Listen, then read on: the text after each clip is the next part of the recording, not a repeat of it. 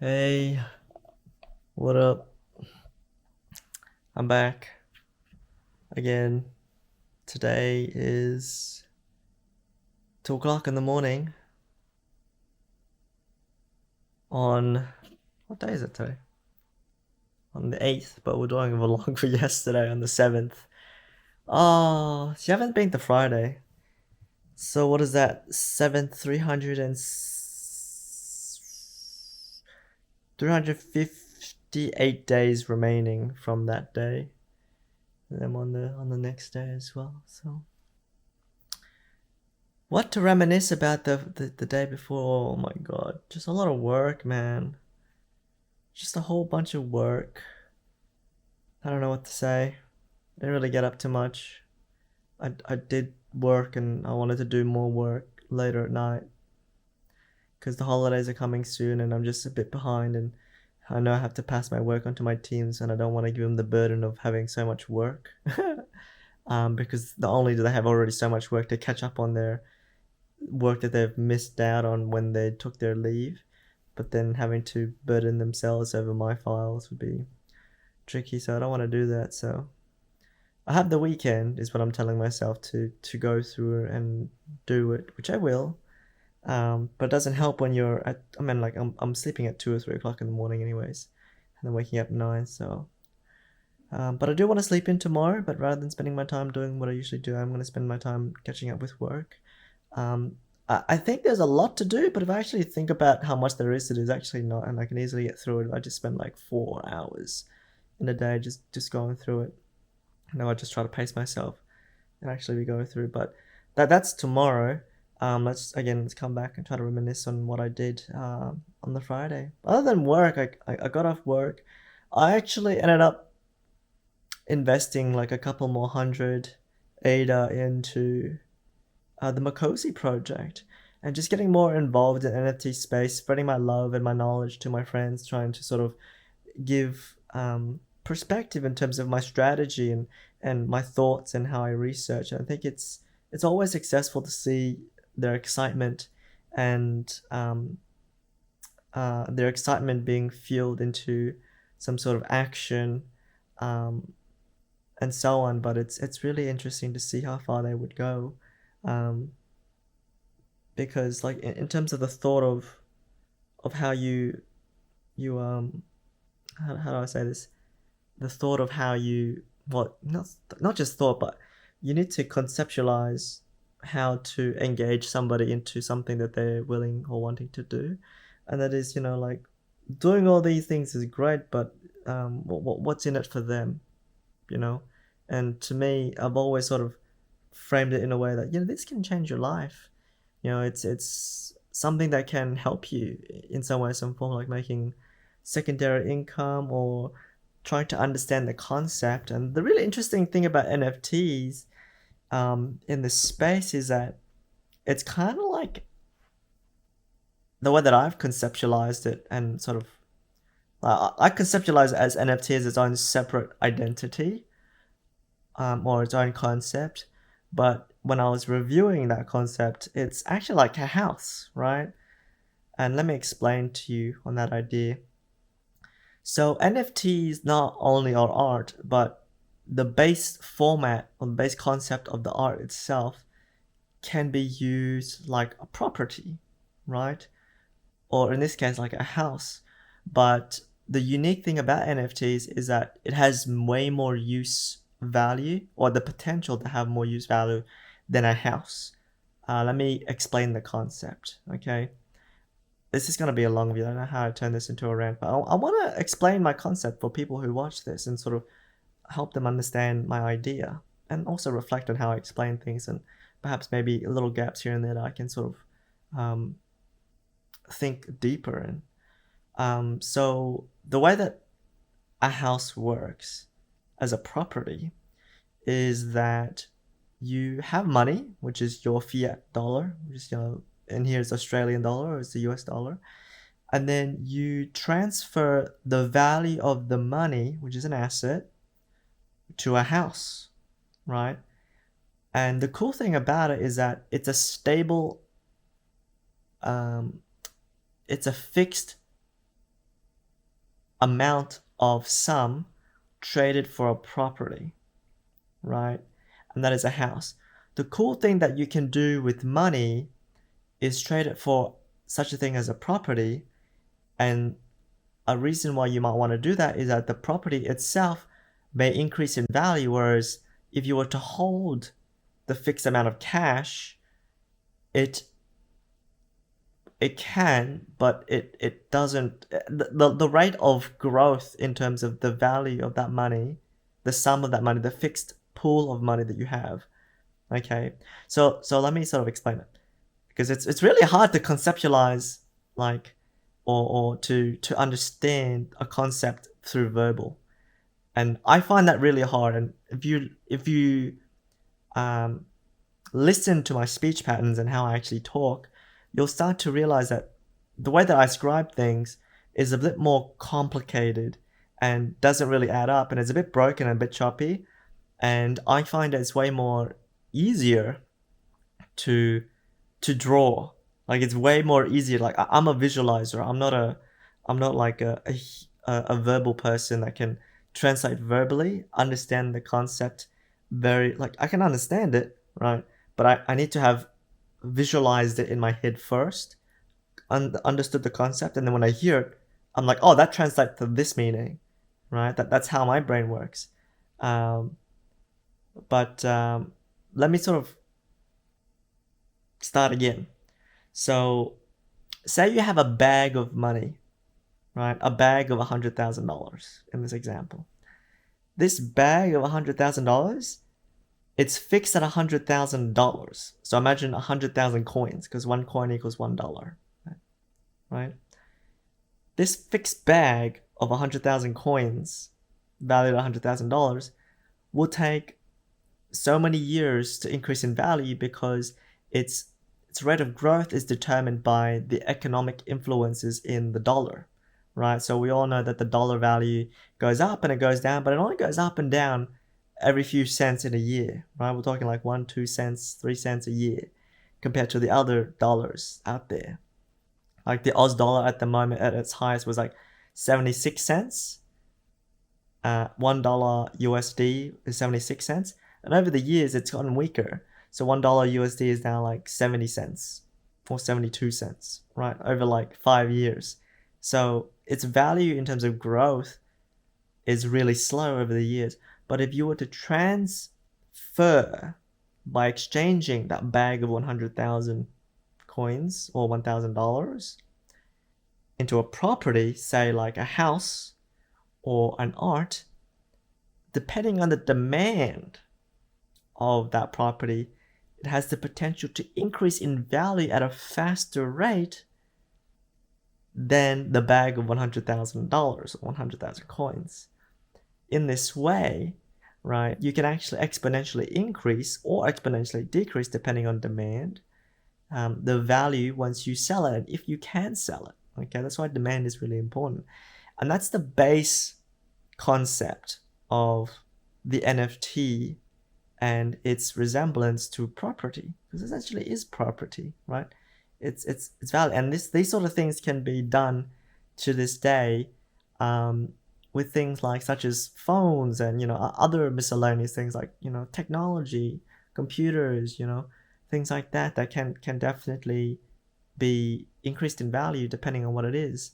Like, for example, used cars for some reason saw an increase in value, and I think that's due to supply shortages. Used cars have increased in value more than new cars, believe it or not, because of how COVID is impacting supply shortages around the world. So it is interesting, this concept, and how in detail it can go to sort of help you increase your positions should you know how to use it, right? But the cool thing about NFTs and base value, or the base concept of changing these values, is that NFTs are so different in that they have more uses, or they have the potential, rather, to have more uses. And the best example that I was explaining to my friends is games, right? Not only do NFTs have the exact same concept as a house, as long as there's demand, right, for it, right, as a piece of art, it's based concept of values, like there's a use for it, right? It's an art, people love it. It's a house, people want to live in it, right? It's one purpose. It's one purpose based, one layer of purpose, or one layer of use case. You buy a house, you want to live in it, right? Or you buy a house to rent it out for income, right? Generally, you only use it for one purpose only. An NFT, you buy it to hold it, right? You want to keep it, or you love it, right? Or you want to show it off. It's one purpose, right? But now, right, with these games, not only is there purpose, not only is there a second layer of purpose, but the cool thing is you can use it for like dual or simultaneous purposes. Whereas in a house, you could argue that, yeah, maybe you be able to have simultaneous purposes, and that is, not only can you live in the house yourself, but you can also rent it out at the exact same time to a roommate that you own, right? So it benefits twice the amount, right? Should you use it like for two different purposes, it benefits you in two different ways. You're maximizing the potential output that this single property has, but the NFTs that have these properties, we're starting to see so much innovation in that area, is that not only does it have the first layer of purpose, the second layer of purpose, you can use that simultaneously, and then we're starting to see a third layer and a fourth layer and a fifth layer, right? We're starting to see all these layers, and you can use them all simultaneously, and that's really interesting, especially in the gaming space, right? I'll give you an example.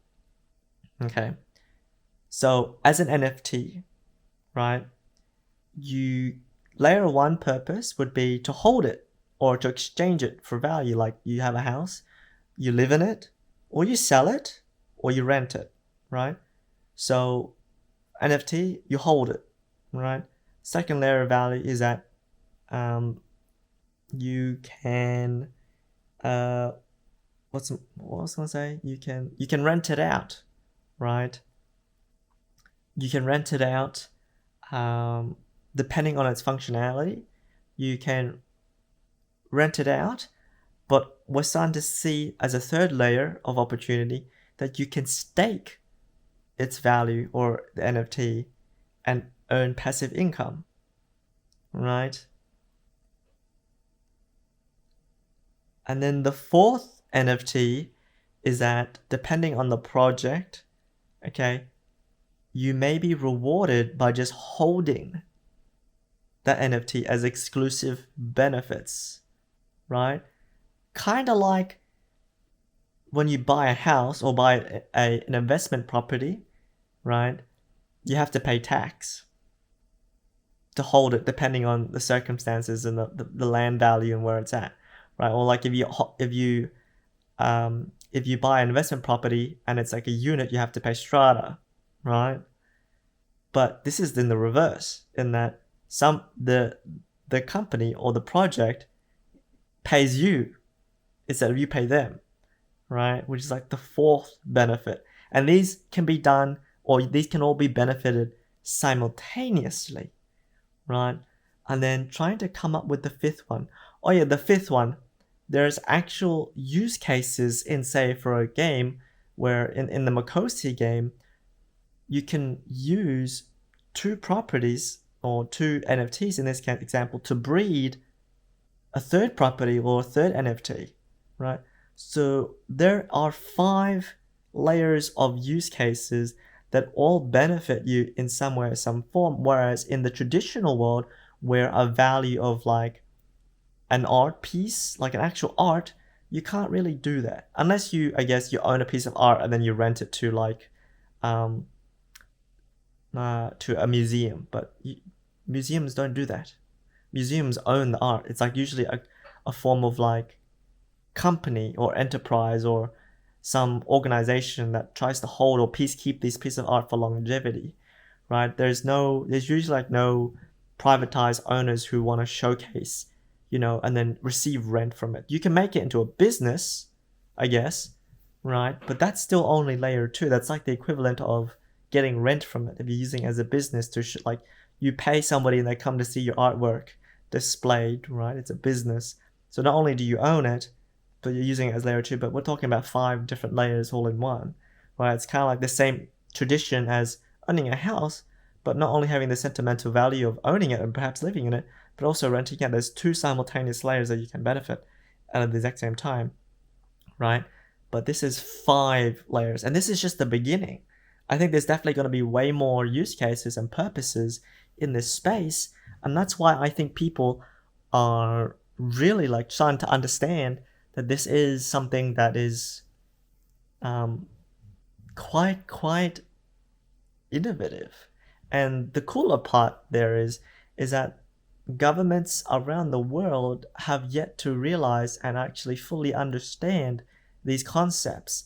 It's just like, think about it. Governments today have regulations that require you to pay tax or pay some form of royalties to its body in a form of tax due to how much capital essentially these properties have, right? And if you think how much in your location, I'm only in Australia and I don't know how it works in the other countries, but but realize how many regulations there is, how much you have to pay in order to maintain and keep those assets. We're talking tax, we're talking facilities, utilities, things like water, council rates, like these extensive liabilities that come with holding such things as properties, right? Whereas an NFT, you don't really have those underlying things that make it hard to acquire and maintain. It's very interesting in terms of like the costs involved, how much really goes out of your pocket, how much you get to keep, and all these don't have government regulations thus far. And I think it's because just like everything, every technology that sort of gets innovated on, governments take a long time to realize what the hell it is, to fully understand, because in my opinion, they're just not educated in this area. They lack the ability to see as things getting developed, and that's why they take years to benefit. And if you can if you can understand the concept, you can understand the idea, be part of that innovator wave, and you can benefit. We're talking like hundreds of millions of dollars, because like property alone is very hard to obtain. Like let's go to the property example, because I know most about that. To acquire a property, right, you have to have a solicitor. So you have to pay a few $1,000s to hire a solicitor. You have to spend time to work with your solicitor, and that's the most valuable asset. If you want to borrow in order to buy because you don't have the money, you can go to a bank, which means spending time, or you could go to a broker, either one, spending time. And then number 2, right, if you want to buy an investment property, you need to either do the research or hire somebody in order to do the research for you. But usually there's a lot of fees, like we're talking $20,000 to $30,000 depending on the buyer's agents, to locate the property that's been researched to grow in value and provide a high yield, which is rental in return, depending on the property and its valuations, etc. And then you have to pay all these other fees involved to borrow. It's like the application fees, the settlement fees, all these fees, right? And then once you own the property, we have to pay land tax, depending on how you source out that property. And then if it's a unit, you have to consider strata as your ongoing repayments. And if you want to hire an agent that handles renting out, leasing, essentially, you have to factor the expenses on hiring them to do that for you, and then paying them on a regular term, which is usually like per month, I think it is, or per fortnight, which is like a few $100s that comes out of the rent. And then if you borrow, you have to pay interest.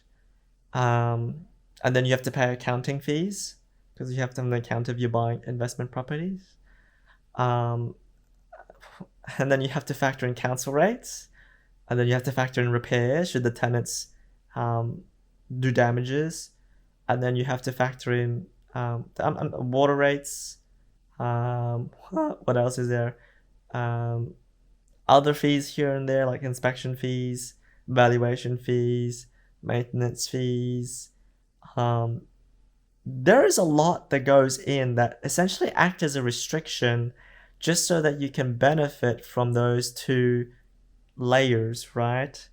Whereas an NFT, it removes all of that because you don't need any of those things that I've listed. And the benefit to it is exponential in that if you buy the right NFT projects, like right NFTs that belong to the right projects, not only they increase in value exponentially at a faster rate than property, like you're going to be able to 2x, 3x your investment much more sooner than a property, and it takes less time because you can buy an NFT in like 20 seconds, right? As long as you have a wallet already. It takes you 20 seconds. The fact that the funds are in there. It takes you 20 seconds as long as on the Cardano blockchain because Ether is a joke. Yeah,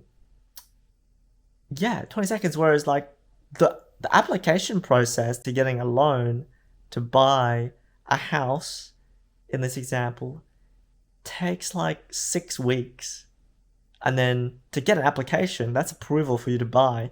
And then it takes another 4 to 5 weeks should you find a property that somebody accepts, and then go through the process of actually getting the loan approved and then settling and having the loan be paid, and then you continue, like you actually own. So it takes like 3-4 months for that process, essentially. Well, I mean like 3-4 months, but like, yeah, 2 to 3 months for that process at the best pace, essentially. Whereas if you think about the amount of time invested, spending all that time with people and then paying all those bills, whereas it taking you 20 seconds to find NFT and make the purchase and have it come through, and then you holding the NFT and getting all those benefits all in one, it takes you like, okay, maybe not 20 seconds, maybe a minute, okay? You compare that to 3 months worth of work, 3 months of dealing with people, 3 months of just making sure that you need to get it done. And then you need to factor in a couple more weeks to get the tenants, if there is no tenants already, to sign the lease, and then get everything like running. But in NFTs, like in a game NFT like Axie Infinity, you buy a property, some sort of like whatever the monster is, you own it and you can use it instantly. And in these like NFT projects that have some sort of game or utility cases, the rate of exposure to benefits and gains is exponential. And we're also talking about the fees, the liabilities that come with it, the maintenance, the costs to just have it profit, right? There's none of that, like I mentioned. Whereas NFTs, you start with just the cost and then you rebuild the cost at a faster rate than buying a property. Because property takes like months to years to increase in value. And then to obtain that value, like positive value, you need to sell that property, which then takes another few months to actually process, right? That's on top of having to wait several months for that property to go up in value. Whereas an NFT, like you can 3x your NFT in like 90 days or 60 days, depending on the project. Like, and that's just, again, layer one. That's just buying a house and selling a house, right? We're not talking about rental. We're not talking about reverse tax where the project gives you free money, essentially. And not only is it free money, but it's free money that has a good chance to increase in value faster than the rate of fiat currencies, right? And then rental, and then breeding your NFTs potentially, again, depending on the game or the project. Like, the layers in which you can accumulate gains is ridiculously exponential in terms of if you factor, like, if you were to, like the whole point of this is to visualize and understand the concept of property gains in one area versus another area. Review and contrast and see from a perspective of efficiency. You start to realize that the traditional has so much restrictions, so much negative impact that cause more liabilities, right, than the current, not the current, but the digitalized version is so much more quicker, right? Things just happen immediately, and the gains are exponential. And that's sort of like what I've been exposing myself and sort of the concepts I've been trying to explain to my friends today. And I wanted to share and reflect on my ideas, and I think this is sort of the thoughts and, you know, the understandings that I've come to the last couple of days. Bearing in mind, I didn't really do any research into the market. Like, market sentiment right now is kind of like, if I was to be honest, it's shit. But I'm optimistic, and I'm very positive. Even though at the moment I'm sitting on like 1,800 ADA, where before I was sitting, if I didn't buy all those NFTs, I'd be sitting like 4,300 ADA. So I'm definitely, like, I've switched more than 50% of my portfolio into NFTs, and it is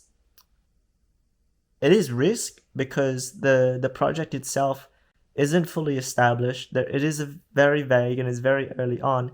But should it prosper, and that is what I'm considering, should it prosper, it will make me exponentially more gains than holding the ADA itself.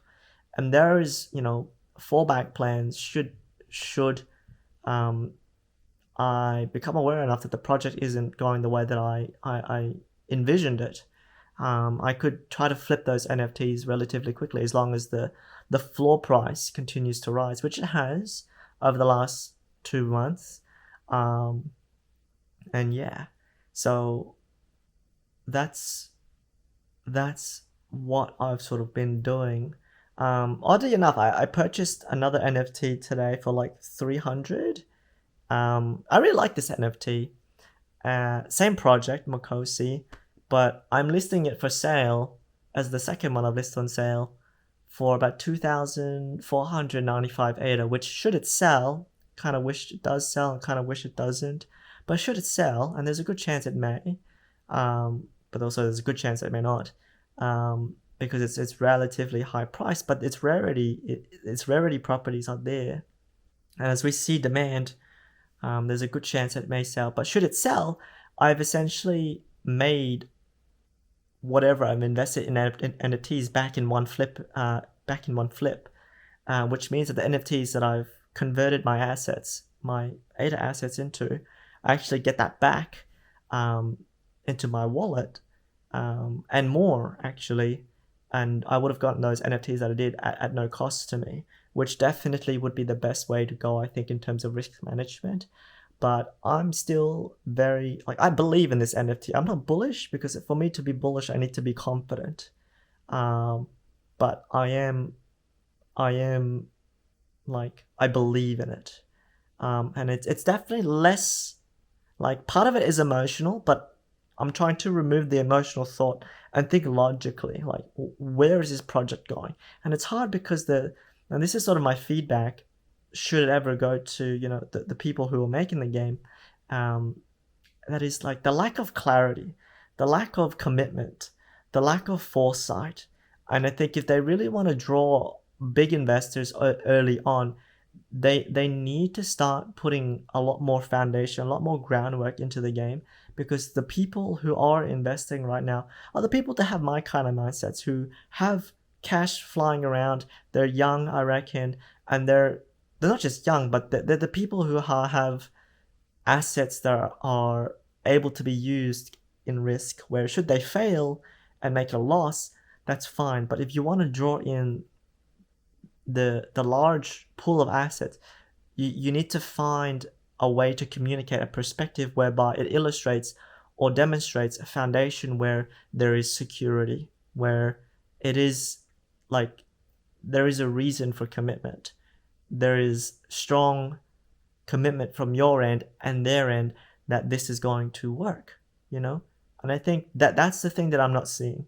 And that is the risk that I'm taking. But again, from the logical standpoint, the potential benefits outweigh the risk. And like it's one of the only games at the moment that's being actively developed on the Cardano blockchain, and it's in a race against its competitors to be the first, and it has its own niche in terms of art style and its delivery and its gameplay.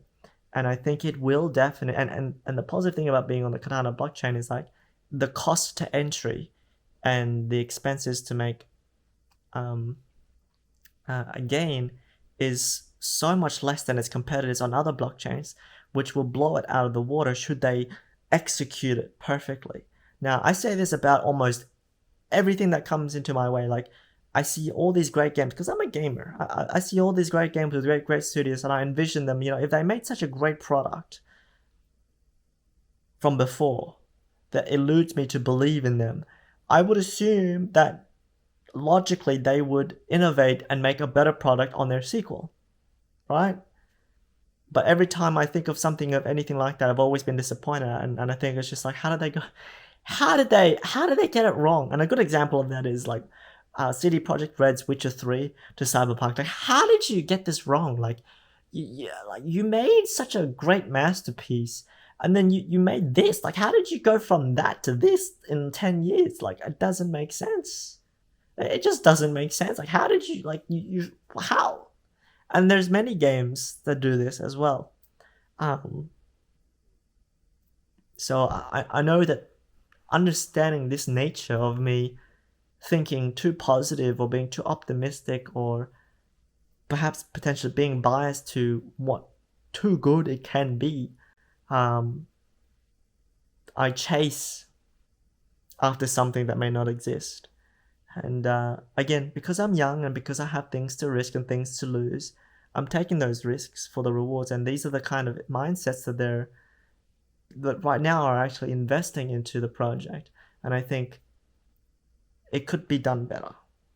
And I absolutely want the best for the game, because the more positive interest that they get of these investors, the more the game's going to succeed, the more people are going to flow in.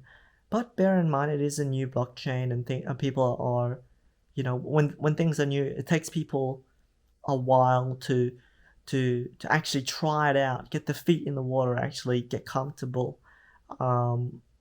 because it is a new blockchain. But once they see it, I reckon it'll be like, it's just a tsunami that's building, and I honestly believe that. I think Cardano, like, I kid you not, I'm not even like, last year I said Cardano is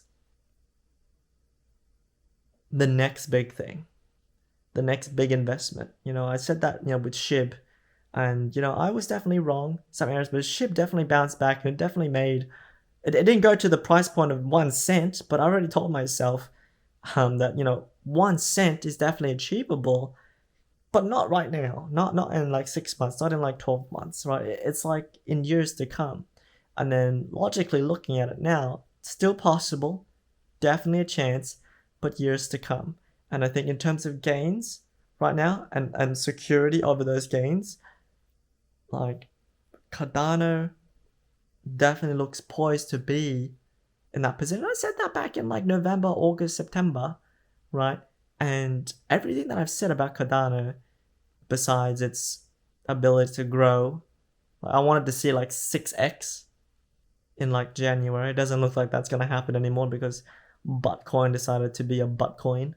But hey, you know, that for that reason, I think I'm a little bit emotional in terms of the market sentiment, and you could see that in my face when I talked about it, like at the beginning of my long monologue. But yeah, it's definitely like, it's definitely exceeded my expectations. Like, I'm good in thinking. I like to think I'm really good at thinking logically and seeing into the future. I like to think that I'm like one of the only people that can like see into the future with as good eyesight and trained perspective as best as I can. There's a lot of things that I look out into the future, like COVID, like any blind man, and you have to be blind. You have to be blind in order to see how COVID would pan out. And I was just one of the naysayers saying, like, COVID. I just, like, I was one of the naysayers. I was one of the naysayers when it was back in Wuhan. The whole world was reporting on it, like, it's coming out of Wuhan, like, not even coming out, like it's a virus that's invisible, and it spreads, and you don't get symptoms, and it's able to spread when you don't have symptoms. I was one of those naysayers where everybody was like, yeah, it's still in Wuhan, and like they locked it down, and it's like it's nothing to be worried about. I was like, no, I was the only few people, not blowing my own horn, but hey, like I fucking told everybody that I knew, you know, like this is a fucking huge problem. It's a huge fucking problem. And people like, well, especially my friends, they dismissed it. They totally dismissed fully comprehending its impact. Like, if you actually understand the world's economy in the way that I do, COVID impact has made one of the greatest impacts in the last century in terms of the global economy. And why the global economy matters, and I like how we just segued into this, is that it's how we live. It's what determines how much you get paid per day. It determines what educations your kids will get. It determines what money your house can buy. It determines where you live, how much hospital care you get. Like, it determines your entire way of living. The fact that you have electricity, the fact that you have somebody to connect, like the fact that like there is society. That's the impact of economy. And COVID in the last century has been the biggest impact. And I called this.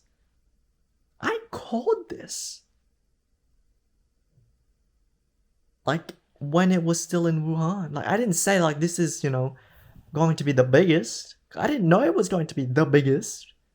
But like,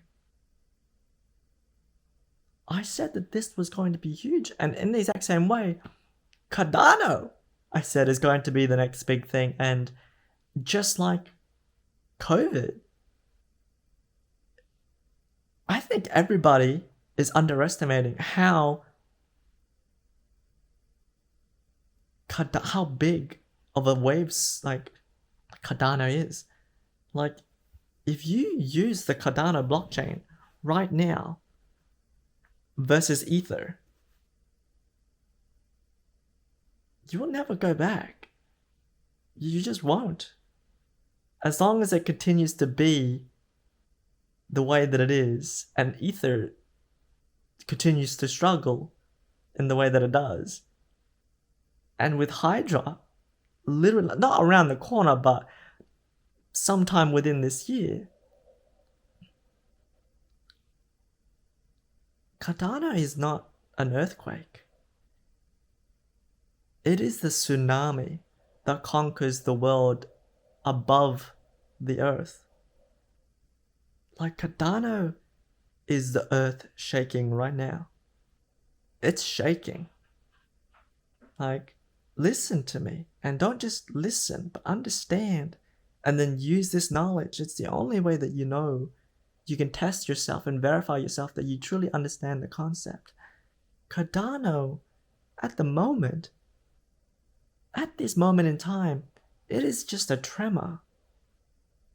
But somebody like me who can look into the future with logic, I understand what tremors lead to, because I've studied it. These tremors, if they go on, turn into earthquakes. And depending on the speed and the size of the tremor into an earthquake determines the outcome on the earth above it, and that is the tsunamis. The earth is already trembling.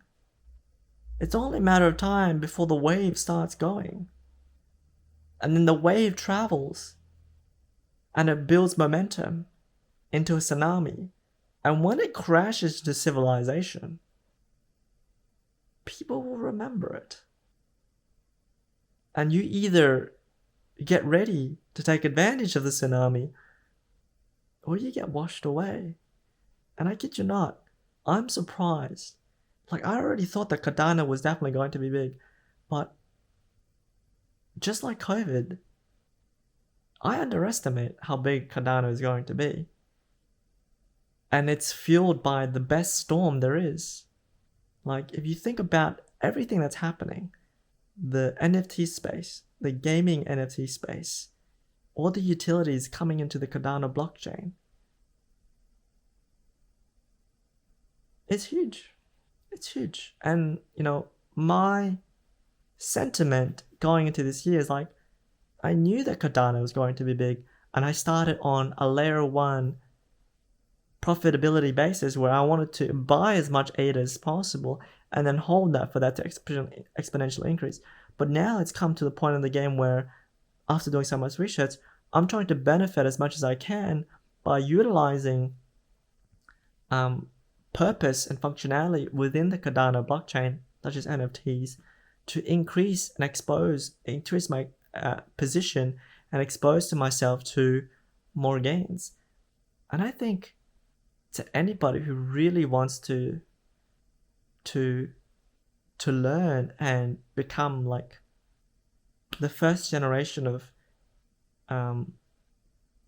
people who want to invest in something that is going to be, you know, big, we're talking about opportunities.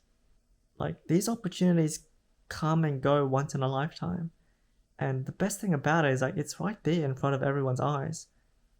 People just don't know it. I like how we totally segue. Like, I don't know how I do this. I just go from one topic to another topic to another topic, and then I just continue on. I don't know. Like, it was supposed to be like a 10-minute talk. I gotta stop doing that. Anyways, coming back to it, do the research. Prove to yourself that you understand it. Again, you don't understand it by just being able to like interpret it or regurgitate it. That's not learning, right? Like, I have this saying, right? Just because I tell you something and you, it's like, I don't know. I forgot what my saying is. I think it's like, if I tell you something, just because you can tell it back to me doesn't mean you understand it. I don't know. I forgot what the saying is, but yeah, essentially, like, I can tell you a concept, and then you can tell me back the exact same concept. That doesn't prove to you that you understand it. And that's most important. The only time that you can prove to yourself that you fully understand this concept is when you've used this concept in your own mind, in your own example, in a different way. Right? That's when you fully understand the concept. And it's really important that you do. You don't just follow in somebody's footsteps. Following in somebody's footsteps is not how you learn. That's not learning. That's part of learning, but that's not learning. Learning, right, is the step to being, I was going to say learnt, but that's not a word, is it? Have learnt, right? So, like,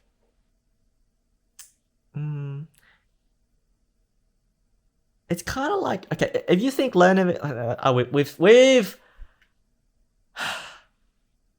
we've delayed, like, we've just talked for too long, but this is a good idea, and it's something I want to share. Okay, if you think of learning like in school, where you get taught And I say this to my friends, I say this to everybody. In school, you get taught to regurgitate what you learned, and that's seen as you have learned. That's how you get assessed, based on how well you can regurgitate something, not how well you use it. Good teachers, and some of them exist, good teachers will test you and try to help you innovate your own concepts using those concepts because they care and they appreciate innovation, right? Those teachers, and it's really hard because as a student, as a child, at a young age, you don't really understand this. But when you find those teachers, they are like the saviors of this world, essentially. They're the heroes, the real saviors of these worlds. Oh, this world. Why am I speaking as if like there's more than one world? Well, technically there is, but we don't know of Earth, right? But these teachers are, and it's hard to appreciate them as a kid because you don't understand. I didn't understand, but these teachers are the best because they're teaching you something that no other teacher does, because teachers just go there to teach you just because it's their day job, right? They get paid to do the minimum effort, and that is to assess you based on how well you can regurgitate, because that's assumed that you understood the concept. But that's not how you understand the concept, and I'll prove it to you, right? If you assume they're going to school and being able to repeat what they've taught you in an assignment or in a quiz, that is a measurement that you've fully understood the concept, right? Then it is the exact same as this analogy. Well, not really analogy, but scenario, right? You can study your entire life to fly a plane. You could. And then you can tell your teacher everything you learned from the textbook, right? You could. And you could get every question right, correct and right. And even better, you can even extend. You could be the best person to answer the questions, complete the assignments at a perfect score. Nothing wrong. At the most perfect time. You were the best student to complete it at the fastest pace, and you've done it multiple times and you've proved that consistently, right? You're the best in the world at learning, quote unquote, learning using that method. And then it's time for you to fly the plane on your own without any practical theory, not practical theory, any practical assessment or practice, essentially. I bet you that there's an 85 to 99% chance that the first time that that person flies a plane, they will never get it correct. Because it's different. Theory to practical is two different concepts. And that's the exact same way as understanding a concept, but being able to use that concept in your mind, right? It's one thing to actually regurgitate what you've learned, and then it's another, just like practice in terms of practical, like actually doing it physically, to use it in your brain to actually use it, right? And I think it's the exact same with language, and I think that's why I think second languages should be compulsory. Whether it be programming, I think programming is the best language at the moment, or Mandarin, or Japanese, or any other language, and it builds up on the exact same concept of there's two ways to demonstrate. Well, not two ways. There's only really one way to demonstrate the full concept of understanding. That is, when you get taught to read, right, versus when you're trying to speak, right? Reading is easier, I reckon, whereas speaking requires you to use your understanding of the concept of the language, which is variables and booleans and other things together to form a sentence, right? You've got to use what you think you understand to fully realize and test that you fully understand it. So coming back to all of it, don't just take what I say, and don't just read something and just like, yeah, I understand it. No, test your ability to think otherwise and say, how can I use this concept for something else? To test that I understand this concept. And I do this all the time. Like, for example, when I compared NFTs to housing, right? And then it gave me a different perspective, and I understood things that nobody's taught me in terms of, hang on a second, like, the cost to actually get into the housing market to benefit, there's so many layers of restrictions and friction that you have to go through and maintain on a regular basis compared to NFTs. And I wouldn't have done that if I didn't understand the concept and test my ability to compare and review different perspectives, right? I think that's really important. But I have to force myself to stop talking. I'll probably be here talking to myself and talking to you till like, what time is it now? 5 o'clock in the morning, I bet. I could just go on. But, I hope, that you've taken something out of this.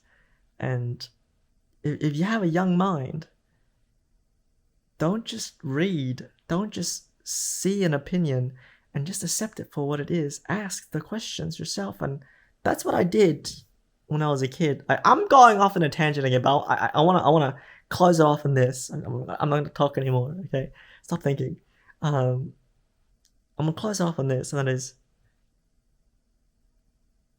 always get into the habit of asking yourself, is there something more to learn from this? And I did that as a kid growing up. To be fair, I did this as a habit because I grew up in a negative way. Like, I grew up in a negative environment, and I didn't have people to teach me and nurture me in a loving and nice, positive way. Instead, out of frustration, out of fear, out of threats and manipulation and things like that, and not understanding, it forced me to ask these questions in a way that I've mentally disciplined myself, like in terms of cognitive function. Why do people do this? Why do they act so negative to me? Why do they threaten me so often? What causes them to do so? Why does my life have to be this way? Does it have to be this way? Could there be something better? What's different between them and somebody else? What's different between me and them? These are all negative things that I've learned to live and question myself and those around me and my environments around me. And I've been able to understand that as a habit to myself and use the exact same disciplines nowadays in a positive way, where I assess the things that I've learned, right? I see things on the news. The first thing I realize is that things on the news, it's a story. I'm going off to the tangent again, but I want to end it off on this. It's a story, right? And there's always a different perspective in a story. In fact, I always try to give more than one perspective in everything that I try to explain, right? And stories are always told in one way. And you want to listen and understand that story. Most importantly, test your understanding of the story. Tell yourself, how can you interpret that story differently? What are different perspectives, right? And then you take a step back and say, well, this is a data point. This is somebody's perspective. What other perspectives are there, right? And these are the questions that you ask yourself. Don't ask other people, because then you're not using your brain. You're not using your functions. You're not coming up with your own answers. Like, you need to be able to come up with your own answers, to think independently. But most importantly, to come up with your answers, you've got to ask the questions, not with your mouth, but with your brain, and then use your brain to answer your own questions, right? learning is done by using your eyes and your ears and all the other different senses. Your mouth has a sense, and that is taste and feeling, right? But it's not for learning, right? Like learning. It's for communicating what you've learned. So the people who learn the most are the people who uses their senses but not ask the questions. You don't learn by asking questions, and that's something that schools force you to heavily rely on, because they want to take the easy way out. If you don't know something, tell me. Speak up. I will make sure and explain it to you. That's just lazy. Like, you need to be an actual parent or teacher and investigate the student. Use your brain, because that's your teacher. You have your own brain. Assess the student without asking the question. Do they understand? Because students are... I'm going off the tangent. I want to talk. I'm just going to keep going on. Don't... What was I going to say? Ask your own questions. Get into the habit of doing that. Come up with your own stories. Ask who, what, when, where, and why. I do that with everything. Everything that I see, the market's going down. Why? Why the market's going? Why is Bitcoin behaving like this? Why didn't I get it right? What can I do better? What didn't I see? Who didn't see this? Who didn't tell me? Why didn't I recognize? What patterns didn't I see?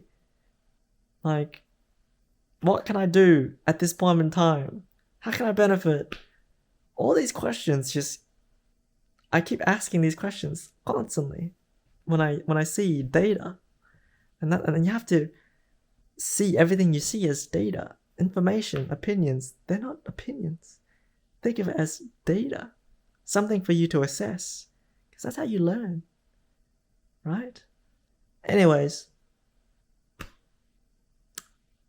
Enough. I will see you tomorrow.